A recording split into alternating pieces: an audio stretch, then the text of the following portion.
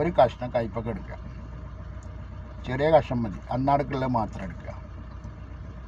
ഈ കയ്പക്ക എടുത്തിട്ട് അതിൻ്റെ കുരു കളയണം.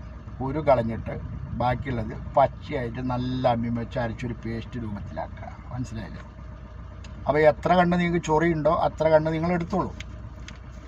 1 2 അതിൻ്റെ ചെറിയ കഷ്ണം മതി. അല്ല അവിടെ ഇവിടെയൊക്കെ കുറേ ഉണ്ടെന്ന് വെച്ചാൽ ഒരു കയ്പൊക്കെ എടുത്തോളൂ. എത്ര ആവശ്യമില്ല അത്ര അപ്ലൈ ചെയ്യാൻ പറ്റും.